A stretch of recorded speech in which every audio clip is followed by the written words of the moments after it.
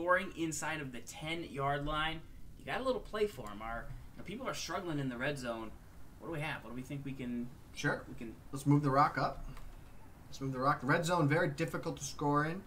High points last year were the way to go. This year, maybe not as much. People maybe not quite throwing them. If you had, kind of one play on the line, what would you go with?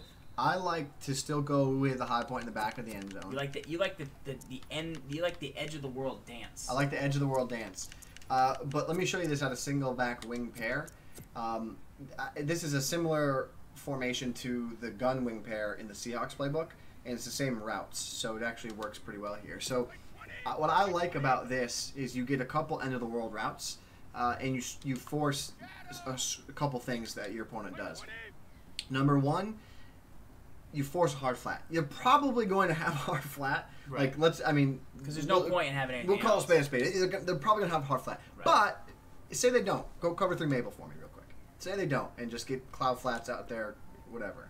So cover 3 Mabel and just get cloud flats out there. Seam flat, just hit cover double up. Perfect, thank you. So say they don't have them out there, right? This route to Cardona on the edge is a snap. The flat was there, whatever. I think it was a curl flat. Now they're cloud flat, but that's fine. But the point is this: if they were to blitz, if they're in a blitzing defense, that would probably be the better example. That's a snap throw. Like, you better have a guy out there. Man to man, no, because he's manned up. So just go to a cover 3 real quick. Just blitz the appropriate guys at the cover 2. See where we're at here.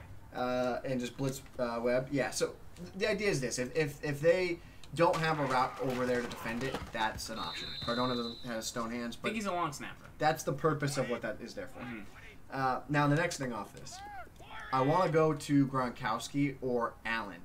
What ends up happening is your opponent has to now decide which one they want to go to. So if you bail and break on Allen, I now have Gronk right over the middle of the field, late from the cut, and then you get him a high point pass. That's going to happen.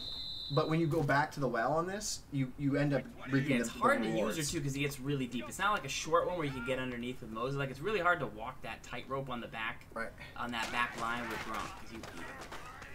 Even if you do user it, you still can throw it, and they have to be in a perfect position. So now here's what happens: if now you go user Gronk in this instance, I now have Allen who's going to run the back of the world route. Right, he gets there and he's right there. He's back of the world. It's like a trail. Correct. I need a taller guy there. Allen's not the dude. He's not tall enough to animate there.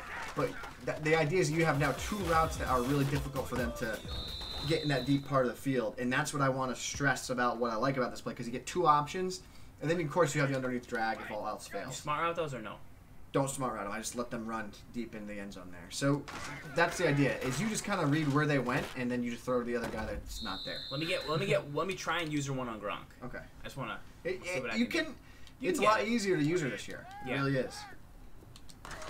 Remember, high point is LB, and then up on the D-pad. So, or up on the left stick. So you're LB and then you up on the left stick. Make sure you don't down on the left stick. You'd be in big trouble. See, even you're using it, but you still aren't able to get there in time because it gets on you there.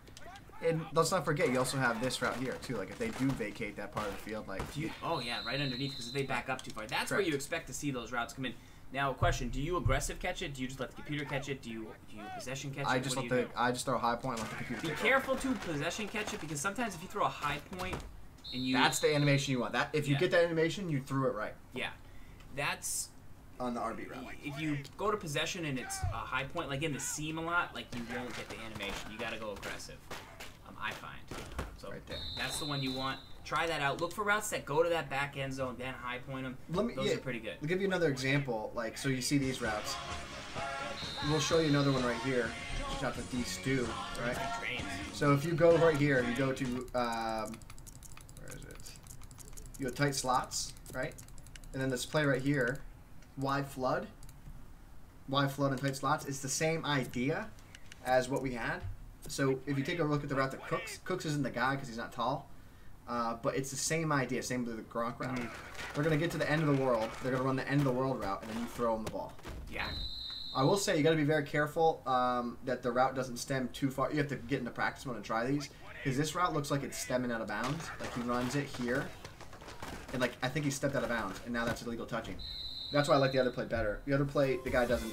They don't run out of bounds. Some of these dragon routes, they run out of bounds this year. So just keep that in mind. So that's an area you can definitely attack.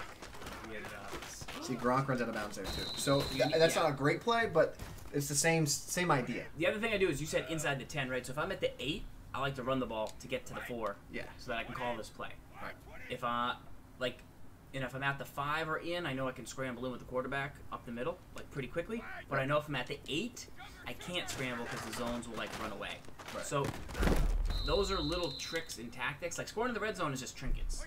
It's nothing real. Like you can schematically win in the red zone with a flat, but it's more just having little like things you can get away with and do. Like that's what I find the easiest way to score in the red zone is getting comfortable in the playbook. That's what goes away from me when I go to a new playbook. Worse than anything else is just scoring in the red zone. I'm telling you, this play, if you're in Seattle offense, I know a lot of guys are watching this show because we speak so highly of it.